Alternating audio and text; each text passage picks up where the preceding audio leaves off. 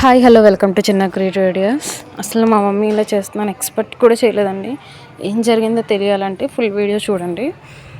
గోధుమ పిండి మైదా పిండి జల్లించుకుంటుంది. అండ్ ఈ జల్లించుకోవడం వల్ల ఏమైనా డస్ట్ ఉంటే మనకి ఈజీగా వచ్చేస్తుంది. అది ఆ బాక్స్ కొలతలో తీసుకుంటుంది. తీసుకున్న ప్రతిదీ కూడా షుగరు, సాల్ట్, వాటరు, ఆయిల్ తప్ప మిగతావన్నీ పిండి ఇదే తీసుకుంది. ఈ రవ్వ ఉప్మాను కండి, ఇది ఇప్పుడే షాప్ నుంచి తెచ్చాను. చీమ చూడండి చుట్టరికంలాగా ఎలా వచ్చేసిందో. ఇది ఎందుకు ఇలా చూస్తున్నానంటే ఇందులో పురుగులు ఉంటాయి అంట. నాకు కూడా ఈ విషయం తెలియదు.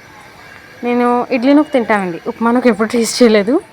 ఇప్పుడు ఈ పురుగులు చూసాక దెబ్బకి నాకు దాని నుంచి సైడ్ అయిపోవాలనిపించింది. ఏది చేసినా మమ్మీ చాలా క్లీన్గా చేస్తుంది. నా చేతులకు అలా నూక ఎందుకు అంటుకుంటుందంటే హ్యాండ్స్ వాష్ చేసుకున్నాను కాబట్టి. 3 ఇలా కొలతలో తీసుకొని ఇవి ముందు కలుపుకోవాలి. ఇవి కలుపుకున్న తర్వాత వీటిలో కొంచెం లైట్గా సాల్ట్, షుగర్ యాడ్ చేసుకోవాలి. లైట్గానే, ఎక్కువ కాదండి. మీకు చూపిస్తాను. మా మమ్మీ స్పూన్తో కూడా వేయలేదు, జస్ట్ అలా ఆదుకోండి. హాఫ్ స్పూన్ కూడా వేయలేదు, తక్కువ వేసారనుకుంటా. ఎందుకంటే షుగర్ కొంచెం ఎక్కువ ఉండాలండి, ఎందుకంటే తీపే కదా అది మనం తినేది కాబట్టి స్వీట్గానే చేశారు. ఒక పక్క అలా కలుపుతూ ఇంకా పక్క నెయ్యి వేడి చేసుకోవాలి. ఇది ఆల్రెడీ కరిగించిన నెయ్యి, కాకపోతే అందులో గోరువెచ్చటి నెయ్యి వేయాలంట. అందుకని ఇక్కడ వేడి చేసుకుంటున్నాం. ఇదంతా ఒక బేషన్లోకి తీసుకొని మధ్యలో కొంచెం గొయ్యి కింద పెట్టుకొని ఈ నెయ్యిని అందులో వేసి పిండిని వేసుకోవాలి. చేయి పెడితే కాలుతుంది కదా, అందుకని పిండిని వేసుకోవాలి. పిండిని వేస్తూ కలుపుకోవాలి. అసలు ఇక్కడ అది పిండి ఇది అవ్వకూడదు.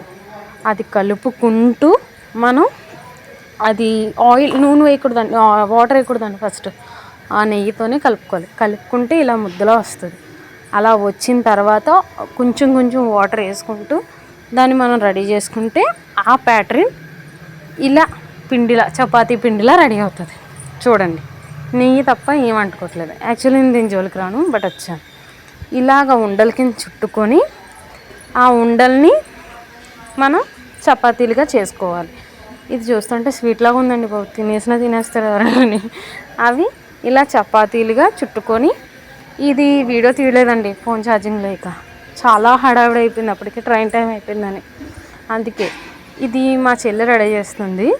అంటే మా చెల్లి స్వీట్ వేసి దాన్ని ఫోల్డింగ్ మా చెల్లి ప్రాసెస్ అనమాట. అవి వేగించడం మా పిన్ని ప్రాసెస్.